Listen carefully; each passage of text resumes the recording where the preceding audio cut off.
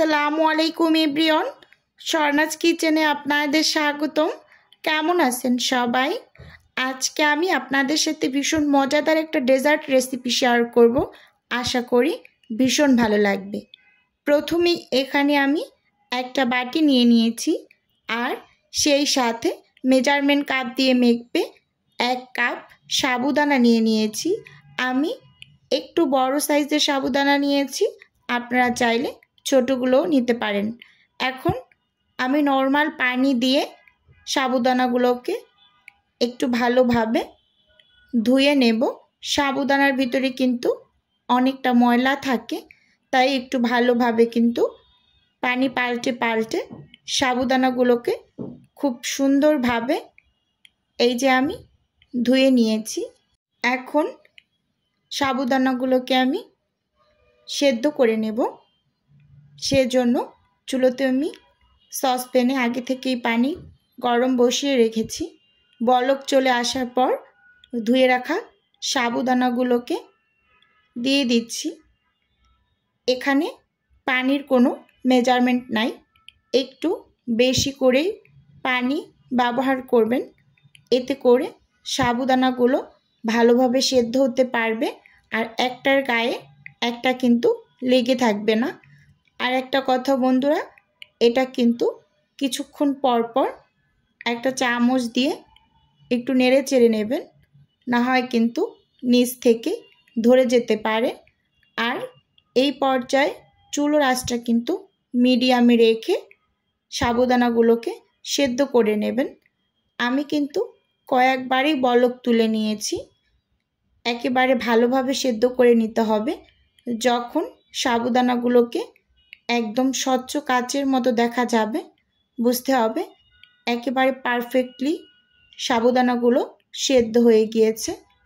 এই যে দেখুন বন্ধুরা, কিছুক্ষণ বাদে বাদে কিন্তু আমি চামচ দিয়ে খুব ভালোভাবে নেড়ে চেড়ে নিচ্ছি। আসলে এই ডেজার্টটা তৈরি করতে খুব বেশি কিন্তু ঝামেলা পোহাতে হয় না, আর খেতে ভীষণ মজার হয়। নর্মালি আমরা কিন্তু সাবুদানাটা খেতে পছন্দ করি না। সাবুদানা দিয়ে এভাবে বিভিন্ন ডেজার্ট তৈরি করে দিলে সেটা কিন্তু খেতে ভীষণ ভালো লাগে। বাচ্চারা তো খুবই পছন্দ করে। কথা বলতে বলতে এর মাঝে কিন্তু অনেকবারই সাবুদানাগুলো বলক চলে এসেছে। আমি কিন্তু কিছুক্ষণ বাদে বাদে চামচ দিয়ে নেড়ে চেড়ে নিচ্ছি, আর একটু পরপর দেখে নিচ্ছি যে এটা কতটা পরিমাণ সেদ্ধ হয়েছে। একেবারে পানিটা ঘন হয়ে আসবে আর সাবুদানাগুলোকে একেবারে পানি পানি একটা কালার চলে আসবে ভিতরে, তখন কিন্তু বুঝতে হবে যে ভালোভাবে সেদ্ধ হয়েছে। এই যে দেখুন বন্ধুরা, কালারটা কিন্তু অলরেডি চেঞ্জ হয়ে গিয়েছে। পানি পানি একটা কালার চলে আসছে আর অনেকটা ঘনও হয়ে আসছে। এখন একটু এই যে আপনাদের চামচ দিয়ে আমি দেখিয়ে দেব, দেখুন এটা কিন্তু একটা কাচের যে স্বচ্ছ ভাব সেরকম হয়ে আসছে। এখন সাবুদানাগুলোকে আমি ছেঁকে নেব, সেজন্য একটা ছাঁকনিতে ঢেলে নিলাম গরম অবস্থাতেই। এখন কিন্তু পুরোপুরি দেখা যাচ্ছে যে সাবুদানাগুলো খুব সুন্দরভাবে সেদ্ধ হয়ে গিয়েছে। এই যে আমি ঠান্ডা পানি দিয়ে ধুয়ে পানি ঝরাতে রেখে দিয়েছি সাইডে। আর এপাশে আমি চুলোতে সসপ্যানে আমি 2.5 টেবিল চামচের মতো চিনি দিয়ে দিচ্ছি, ক্যারামেল তৈরি করে নেব। আর সেই সাথে চুলোটা কিন্তু অন করে নিয়েছি। চিনিটা কিন্তু প্রথমেই আমি কোনো নাড়াচাড়া করছি না।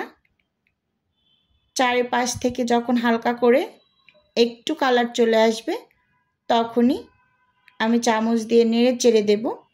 ক্যারামেল তো মোটামুটি পর্যায়ে আমরা সবাই তৈরি করতে পারি। এই যে দেখুন বন্ধুরা, চারপাশ থেকে কিন্তু কালারটা চলে এসেছে।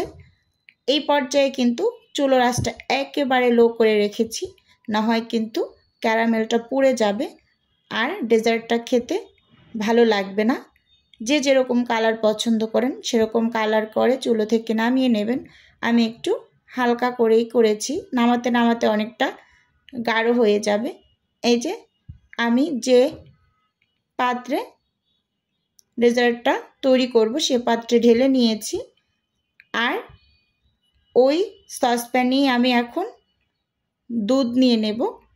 এখানে আমি আগে থেকে জাল করা 3 কাপ ঠান্ডা দুধ নিয়ে নিয়েছি। এই দুধটা আমি জাল করে ঘন করে নিয়েছি। এখানে আমি হাফ কাপের মতো চিনি দিয়ে দিলাম, সেই সাথে পানি ঝরানো সেই সাবুদানাগুলোকে দিয়ে দিচ্ছি। দেখুন, এই সাবুদানার ডেজার্টটা তৈরি করা খুবই সহজ এবং খুবই কম সময় লাগে। এই যে এখানে এখন দিয়ে দিচ্ছি 1 চামচ agar agar powder. Hand weeks দিয়ে খুব ভালোভাবে সব উপকরণগুলোকে মিশিয়ে নিচ্ছি। এই ডেজার্টটা তৈরি করতে একটা উপকরণই আমাদের সুপার শপ থেকে কিনতে হবে, আর যে বাদবাকি উপকরণগুলো আছে সেগুলো কিন্তু আমাদের হাতের কাছেই থাকে। দেখুন বন্ধুরা, খুব সুন্দরভাবে কিন্তু সাবুদানাগুলো মিশে গিয়েছে। সুন্দর একটা ফ্লেভারের জন্য এখানে আমি একেবারে সামান্য একটু ভ্যানিলা এসেন্সটা দিয়ে খুব ভালোভাবে কিন্তু মিশিয়ে নিচ্ছি। এখন চুলোতে বসিয়ে আমি 2 থেকে 2.5 মিনিট দুধটাকে জাল করে নেব।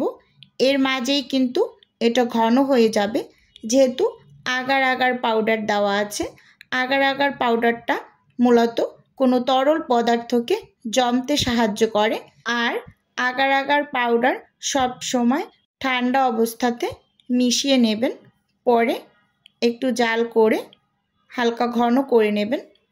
এই দুধটা কিন্তু আমরা খুব বেশি একটা জাল করে ঘন করব না, খুব তাড়াতাড়ি কিন্তু ঘন হয়ে যাবে একটা বলক আসার পরে। আর এর টাইম লাগবে 2 থেকে 2.5 মিনিট। এর মাঝেই কিন্তু ঘন হতে শুরু করে দিয়েছে। দেখুন বন্ধুরা, এই যে এখন আমি এটাকে চুলো থেকে নামিয়ে নেব। এর বেশি ঘন করলে ডেজার্টটা তৈরি করতে একটু অসুবিধায় পড়তে হবে। এখন আমি চামচটা উঠিয়ে যে পাত্রে ডেজার্টটা রেডি করব সরাসরি গরম অবস্থাতে সেখানে ঢেলে নিলাম। দেখুন বন্ধুরা, অবশ্যই এই কাজটা গরম অবস্থাতেই করে নেবেন। এখন আমি ঠান্ডা করে নর্মাল ফ্রিজে রেখে 4 থেকে 5 ঘন্টা পর আপনাদের সাথে শেয়ার করছি। দেখুন একেবারে পারফেক্টলি জমে গিয়েছে।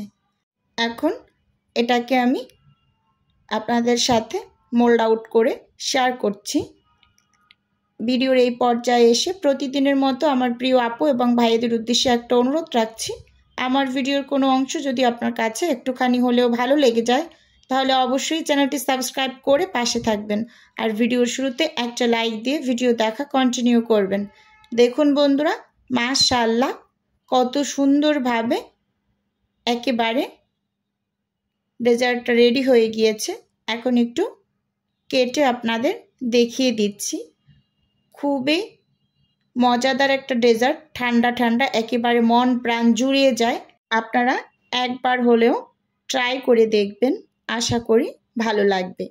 আজকের ভিডিও এ পর্যন্তই রাখছি। দেখা হবে নতুন কোনো রেসিপিতে। আল্লাহ।